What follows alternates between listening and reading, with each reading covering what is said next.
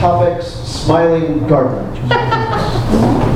And I don't know whether these might belong to you. Yes, thank you.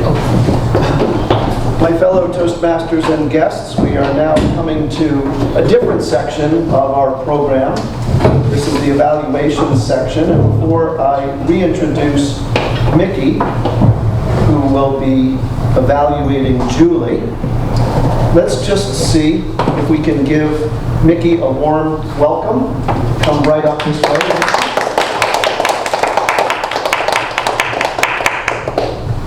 Hello, folks. It's a pleasure to evaluate Julie. I think she's an absolutely lovely person, and a person I'd like to get to know better. Plus, I love the color of her dress. It matches the color of Chris's shirt, and Rich's shirt. Those are side effects. I thought that Julie talked about a very interesting subject, and her talk emanated from reading The Gratitude Diaries by Janice Kaplan. And I think I'm going to try it myself and see how it works. Julie used very few notes, which was terrific. She gave very good examples of how to turn something that may be negative or destructive into something that's positive. She mentioned the husband and wife situation, which is a great idea, and also the story about the parent with the child, and especially giving advice and being negative. And I think that I can relate to that, and that's something to be really careful of. A couple of things I thought could improve your lovely presentation, and one is to have more variation in the voice, in the strength of your voice. Also, I think that you could, when you were talking about crying and different aspects of being, that you could act it out a little bit, cry, etc.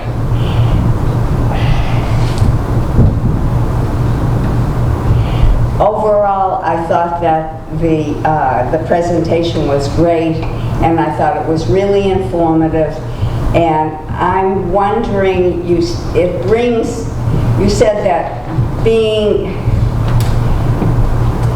positive about something that could turn out negative brings about a positive response.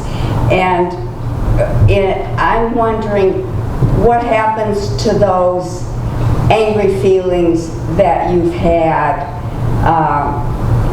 Do they get settled in your body? What happens to those? And maybe I need to speak to a psychologist or someone who is knowledgeable about that. But it sure makes a big difference when you apply a positive aspect to a situation. So thank you, and thank you, Julie. It was great. Thank you very much for that evaluation of Julie. We're going to ask Rich McDonough to come up to the front of the room. Rich will be giving an evaluation of Peter Ash.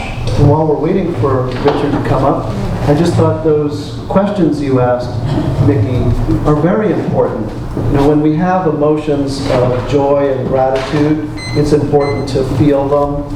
But also, what do we do when we don't feel gratitude and we feel anger or jealousy or rage or disappointment?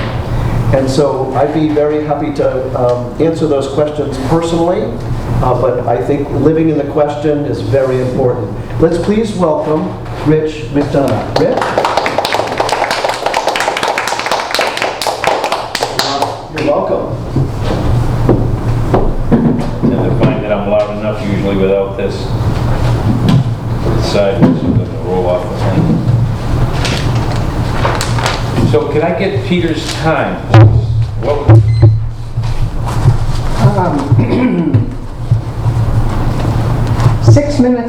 seconds, perfect. Perfect. Perfect. Great is in the window. Peter, I know it's not considered acceptable in Toastmasters to apologize, but I do want to tell you that as I evaluated you, I neglected to pay as much attention to what was going on visually with you as I did taking notes. I think I spent most of my time taking notes, but I did look up on one or two occasions. So I may not do your speech true justice. Louder, Rich. I may not do your speech true justice. Right. Close enough? Use the Close thumb. enough? There you go. There you go. All right, keep the thumb there, right? Okay, so one of the good things about your speech, Peter, is you had lots of supporting material and facts. And and you had good comparisons, like you talked about the story of the Jewish experience and the contrast of the head of the Jewish state in Palestine, the geopolitical Soviet migration, family relationships. So all of that, you provided a lot of good detail, and I think that's one of the reasons why you relied on your notes, and you used excellent use of visual graphics. I would have kind of liked to have seen you spend a little bit more time up here so we could focus more on the visual part of it. But one of the things I think you could have done that would have required you to rely less on your notes is, this is a personal story, and I do the same thing. I put a lot of detail in my notes for my speeches, and what happens is it's a story. And I think you could do that story. You probably felt the need, being the engineer and mathematician that you are, to provide a lot of supporting detail.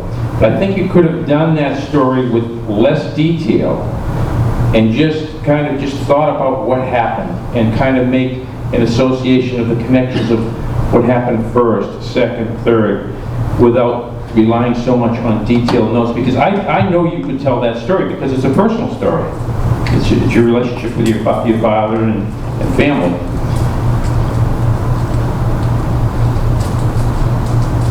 You did begin in a traditional story by, what I call the once upon a time method. You were talking about your father being born in 1901. So that was a great introduction there. The only other suggestion I would make is possibly a little bit more vocal variety. And again, I wish I had taken more time to look at what you were doing visually, but your story was personal and everybody related to it well. So that's my observations. Thank you.